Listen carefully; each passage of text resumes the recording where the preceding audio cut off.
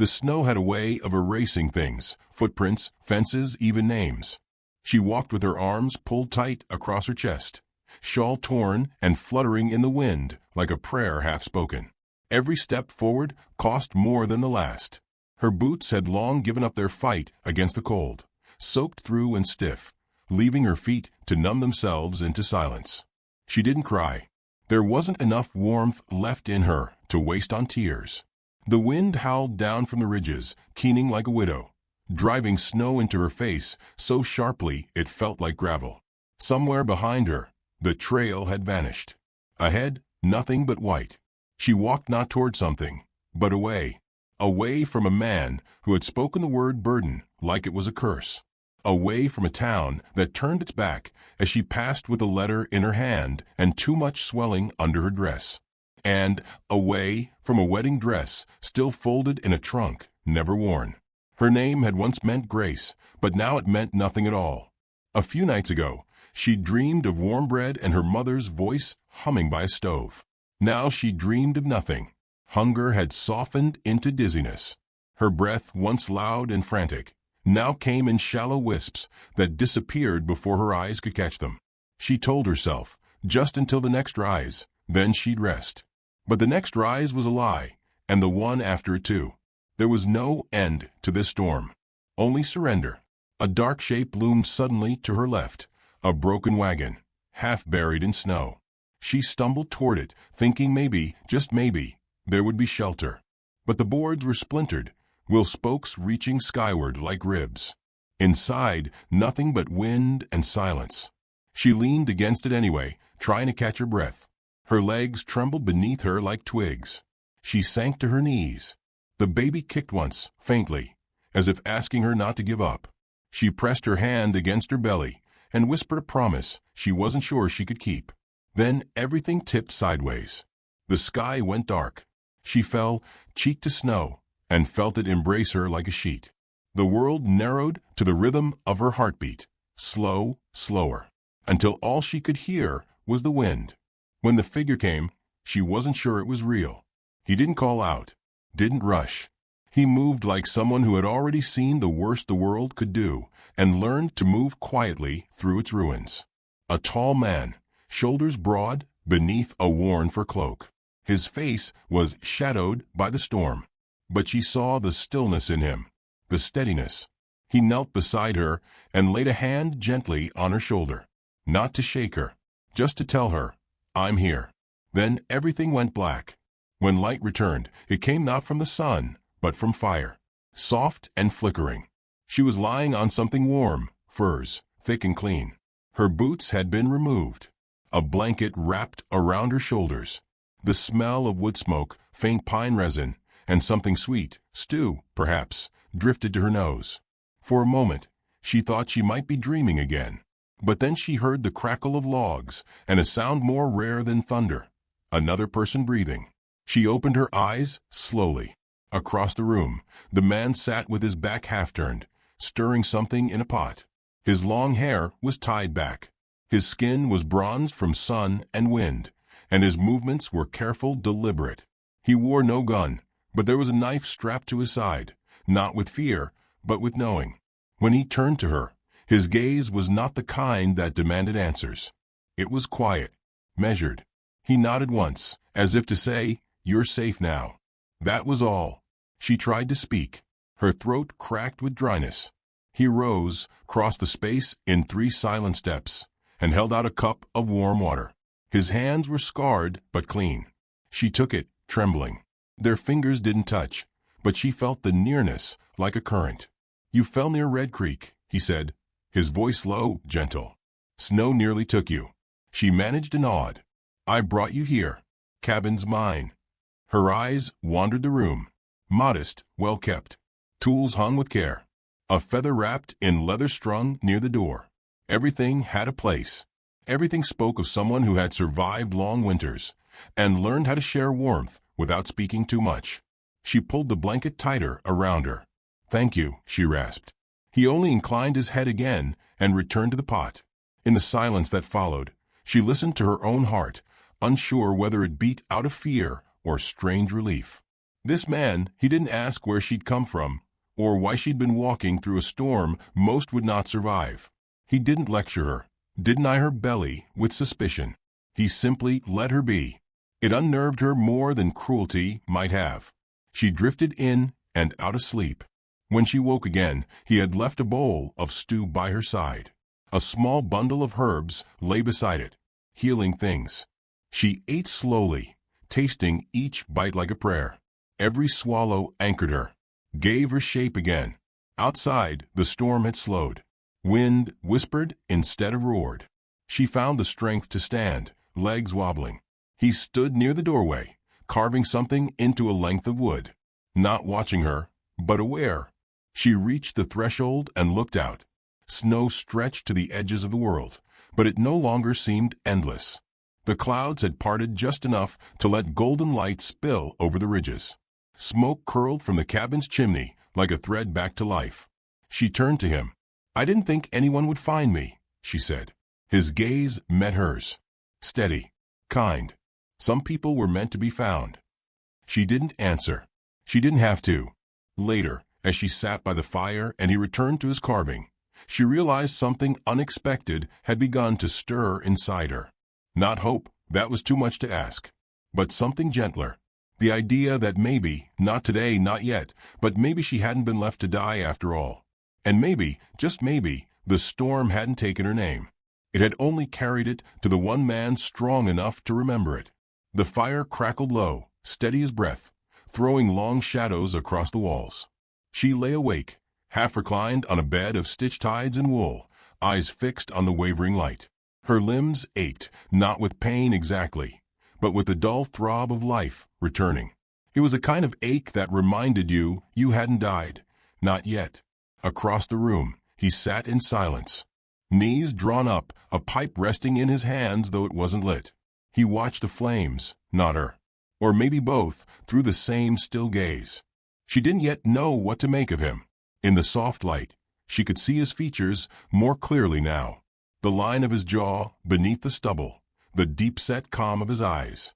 His presence filled the cabin without crowding it, the way old trees fill a forest, unmoving, essential. He noticed her watching and offered a nod, not quite a greeting, more a quiet confirmation that he was still there. "You've been asleep 2 days," he said, voice rough as river rock, shaped by still water. She blinked. 2 days. Her fingers moved to her belly, almost without thinking. The child still stirred faintly inside her, as if to say, "I'm here too." She exhaled slowly. Gratitude hummed through her, but it was too soon for trust. "Where are we?" Her voice came out like wind through cracked glass.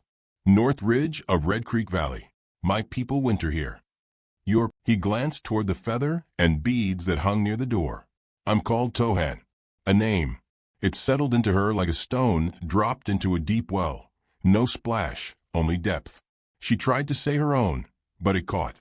What was her name now? Not the one the townsfolk had muttered in pity. Not the one the preacher's son had spat when he turned his back on her in front of the church. She finally said, "Sarah." He nodded once like it fit. "You were nearly frozen," he said. "Any longer out there?" She looked away, her eyes tracing the lines in the wood floor. "I wasn't sure I wanted to come back." That confession hung in the air like a fog that refused to lift. He didn't try to push it away.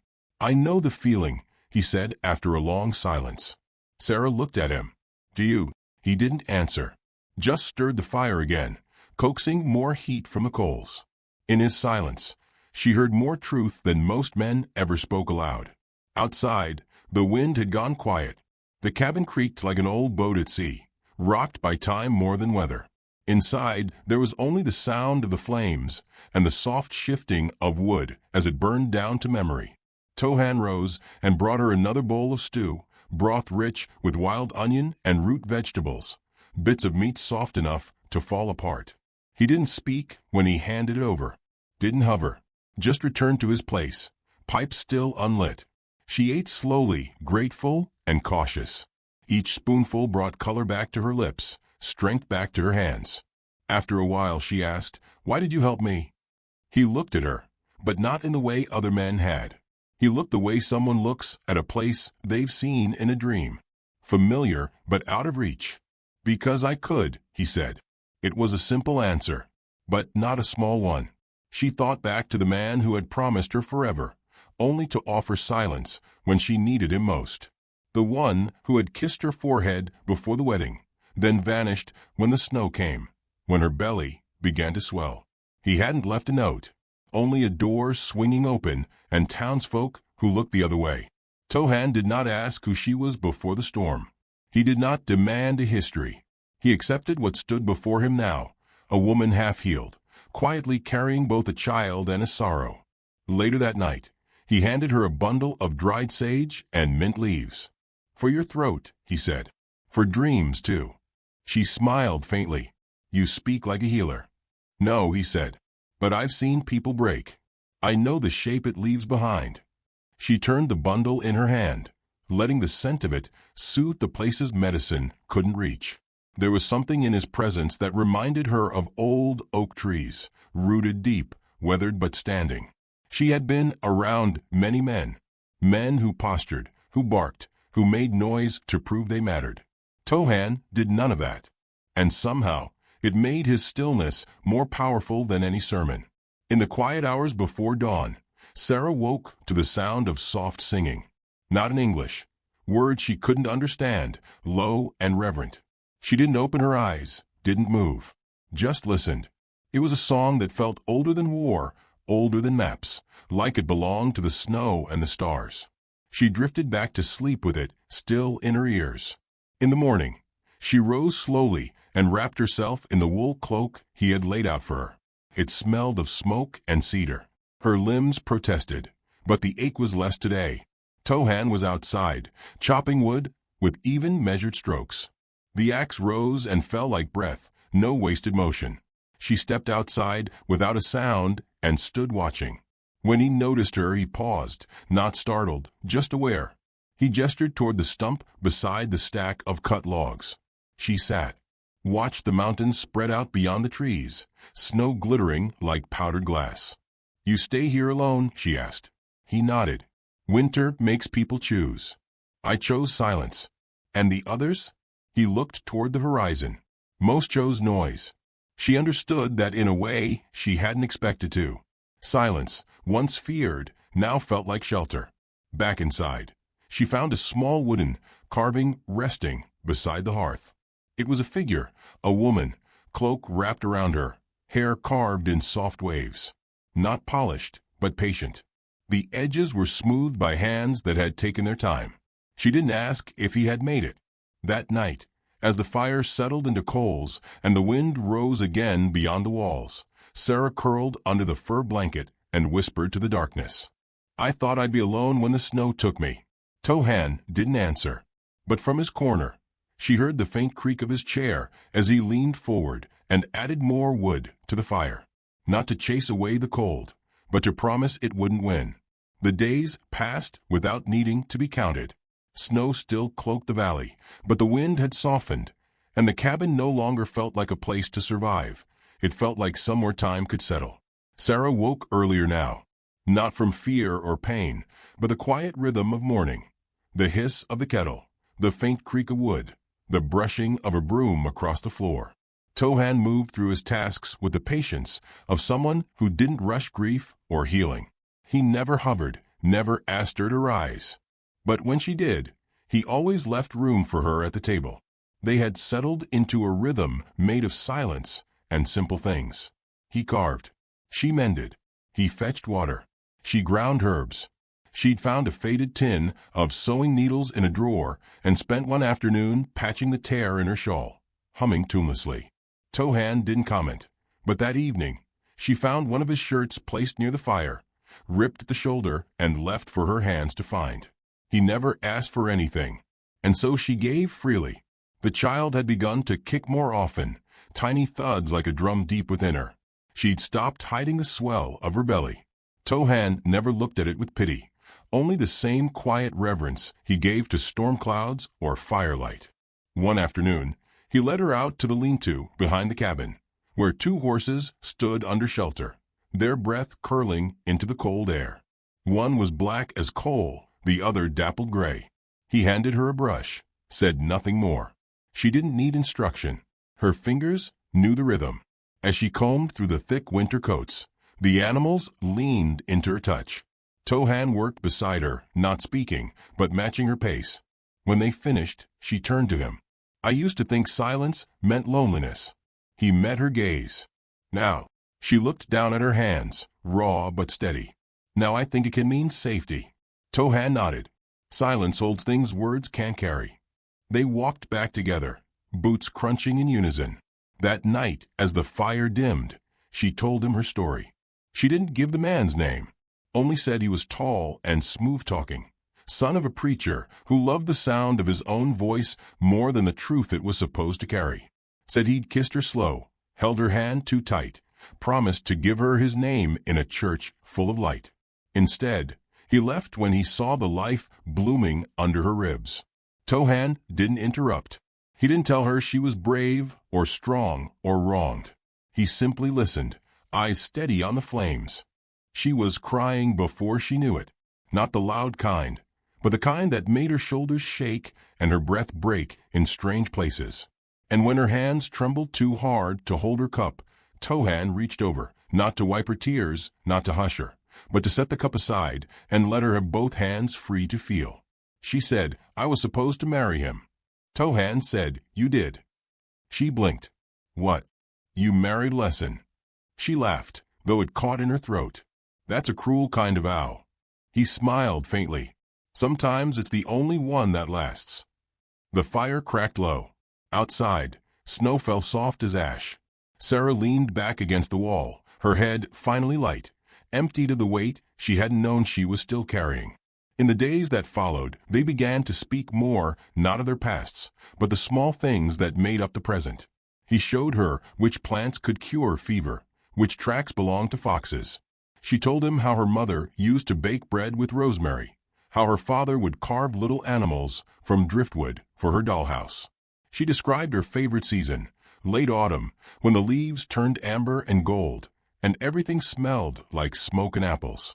He said he liked spring, when silence breaks and even the rocks seem to breathe again.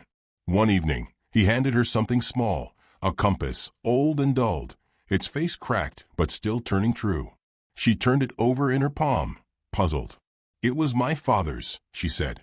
You dropped it the day I found you. She stared at it, breath caught. I've been keeping it, he added. Didn't feel right to wear it, but it felt wrong not to hold on to it.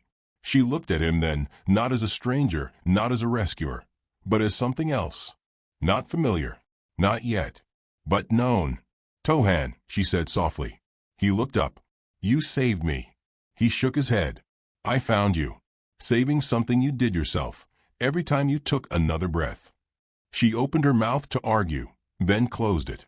He had a way of stripping lies from the world without ever raising his voice. That night, she couldn't sleep. She stepped outside, pulling the cloak around her shoulders, and stared at the sky. Stars scattered in reckless beauty. Snow blanketed the valley like forgiveness. Behind her, the cabin glowed faintly, its chimney smoke winding up into the dark. She heard the door creak softly. I didn't mean to wake you, she whispered. You didn't, Tohan said. Some nights just call to be heard. They stood side by side, eyes lifted toward the stars. I keep thinking, she said, about who I was before. Before the cold. Before being left behind. You don't have to be her again. Who then? He paused. Someone new. Someone you name yourself. She turned to look at him, and for the first time, he met her eyes without looking away. His gaze was open, not filled with longing, not yet, but with quiet recognition. She saw her reflection in it. Not broken, not saved, seen. The silence between them thickened, not empty, but full of things not yet said. She didn't touch him, but she stayed standing close enough that the warmth of his arm reached her through the cold. Inside, the fire dimmed to coals again, but something else had been lit now, slow and quiet as the dawn. And somewhere deep inside, where snow had once covered everything, something began to bloom. The knock came at midday, sharp and certain. 3 thuds against the wooden door, not tentative like a traveler, but firm like someone owed an answer. Sarah looked up from the bowl of wild rice she was shelling, her hands freezing mid-motion. Tohan stood from his place by the fire, every inch of him gone still. His eyes didn't narrow. He didn't frown. But the warmth in them faded like a lantern doused too fast. She knew before he opened the door. Knew by the shape of the shadow cast on snow. By the sound of boots scuffing ice, impatient. Knew because her bones remembered what her heart tried to forget. He stood in the doorway, taller than she recalled, or maybe just more gaunt. His coat was new, fine wool. Clean gloves. He smelled of tobacco and self-importance. "Sarah," he said. She didn't rise. Didn't answer. His eyes scanned the room, landing briefly on Tohan with a flicker of calculation, like a man tallying up what he might have to endure before getting his way. Then back to her, softening as if memory might excuse him. "I've been looking for you," he said, stepping inside without invitation. Tohan moved slightly, just enough to stand between them, not blocking but grounding. Sarah reached for the edge of the table, anchoring herself. "You left me," she said, voice steady. His mouth worked like he might deny it, but no lie formed. "It was a mistake," he said instead. "A moment of fear. I didn't know how to handle what happened." She raised an eyebrow. "You mean the child?" He had the grace to look down, but not long. "I came to make it right." "To what?" Her voice barely rose, but the air grew taut. "Pretend the snow never came? Pretend you didn't watch me walk out of town and say nothing." He stepped closer, ignoring the heat crawling up the back of his neck. "Things have changed. My father passed. I can speak for myself now. I can offer a name, a home." Sarah stood. The baby shifted inside her, quiet but present, like a witness. "You mean you can reclaim me? Salvage your reputation? Be the hero who found the poor lost girl in the wild?" "It's not like that." Tohan hadn't spoken, not once. But now he did. "Leave," he said. Not loud, not angry, but the words settled like stone in the middle of the room. The man, Elias, she remembered now, glanced at him with the same disdain she'd once ignored. "You think you own her?" he sneered. "Is that what this is?" "I think," Tohan said, "she knows who stood by her fire and who left her in the cold."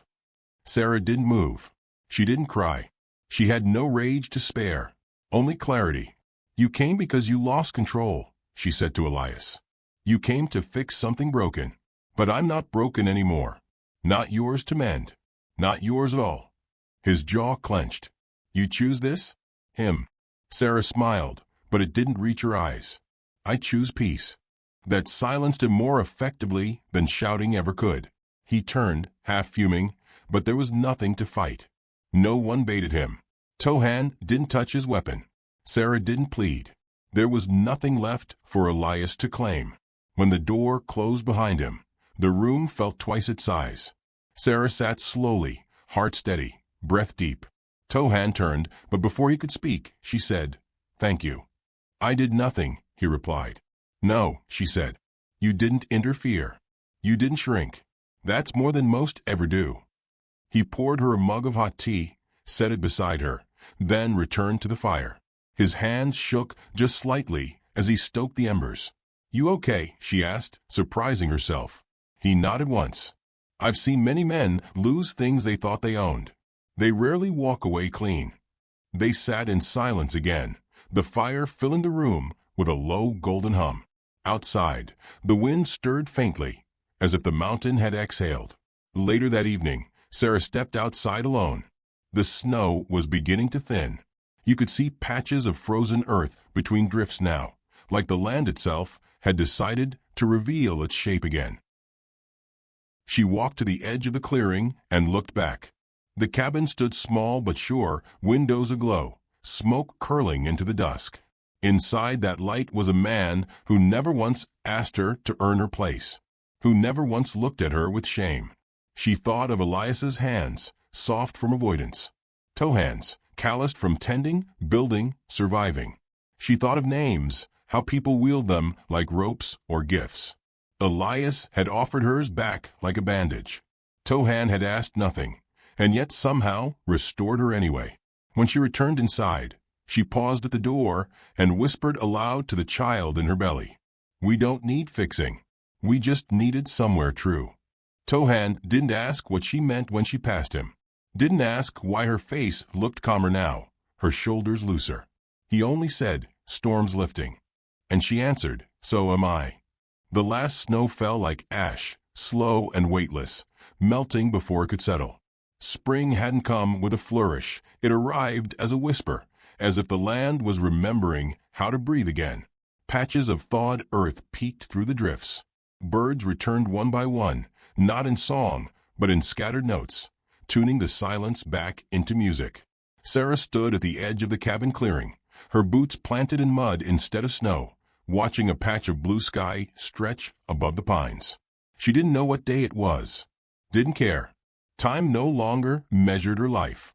Only the quiet beat of something whole returning to her, breath by breath. Tohan had spent the morning fixing the roof where snow had caved in a corner. She watched him from the porch as he worked, every motion deliberate, every nail a note in a rhythm that grounded her.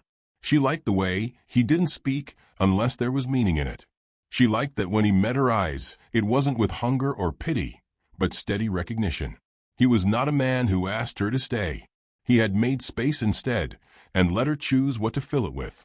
That night, she found the wooden carving again, the small figure he'd left by the fire weeks ago. Now it stood on the mantel, a quiet witness to everything they didn't say aloud. She ran her fingers over the smooth lines of it, the careful shape, then turned to find him behind her. "I have something for you," he said. His voice was lower than usual, rough from a day's work, but something in it quivered, not with fear, but with something braver. She raised her brows. "Another carving?" He shook his head, stepped past her to the small wooden chest beneath the window. From it, he pulled a folded bundle, her old dress mended. The one she'd left behind when the storm had claimed her. The one she'd stopped believing she would ever wear. And beside it, nestled in a piece of cloth, a ring. Not gold, not polished. Carved from bone, softened with oil, banded with turquoise. The kind of ring that couldn't be bought, only shaped. Sarah stared at it, her breath catching. Why? He didn't kneel, didn't speak poetry. He simply placed the ring in her palm and looked her in the eyes. "I waited," he said. "I didn't know for who, but I waited." Her eyes blurred, the ring warming in her hand. She thought of every night she'd wept without sound, every morning she had woken unsure if she deserved breath. She thought of the church doors that had never opened for her, of the preacher's son who wore God's name like armor, but ran when life asked him to stay. Tohan had waited, in silence, in snow. She opened her hand, the ring glinting soft in the firelight, and whispered, "You never asked me to be yours." "I never had to," he said. Her fingers closed around the ring, but she didn't place it on her hand. Not yet. Instead, she stepped forward, closed the space between them, and laid her head against his chest. His arms came around her, not with urgency, but reverence.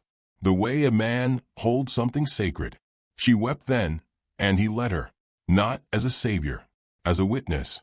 Later, as dawn rose behind the pines, Sarah stood barefoot on the porch, watching the light spill gold across the horizon.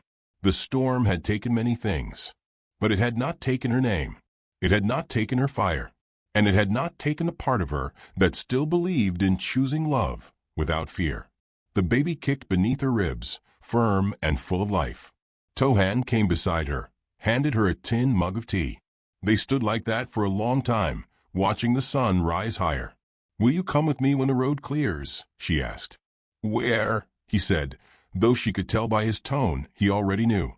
"Back to town. Not to stay, just to walk in, to be seen." Tohan nodded slowly. "You want them to see who you became." "I want them to see what love actually looks like," she said, "and to see that it doesn't wear their name." He smiled at that, one of the rare ones, full and quiet and sure. And when the roads cleared, they went. She wore the old dress, mended, with the turquoise ring on her finger. He walked beside her, tall and silent. No dissertation, no need. The town grew quiet when they arrived. Faces peeked out from curtains. A few murmured her name, confused by the strength in her shoulders, the calm in her eyes. Elias stepped onto the boardwalk outside the general store, the lie of his charm gone slack on his face. He didn't speak. She didn't stop. She didn't need his words. She had her own. At the church steps, she paused, then reached into her pocket and pulled out a folded paper. Her father's name was written on it, along with a prayer that had once been meant for a wedding. She laid it gently on the stone threshold. And then she turned, walked back down the steps, and never looked back. The storm had not taken her. It had revealed her, had stripped away what was shallow, and left only the marrow. And there, in the deepest silence, a man had found her, not as something to rescue, but something to walk beside. They returned to the valley before nightfall. The cabin lights glowed warm against the dusk. Inside, Sarah knelt by the hearth, her hands cradling her belly. Tohan lit the lanterns. The child would be born in spring, not into the arms of a perfect man, but into a home built on quiet truth, resilience, and care. And when the first cry came, weeks later, as the wildflowers bloomed, Tohan placed the child in Sarah's arms and whispered, "The world has not earned you, but it is better because you're in it." Sarah smiled, her tears quiet, her heart full. She had not been saved. She had survived. And that, in the end, was love.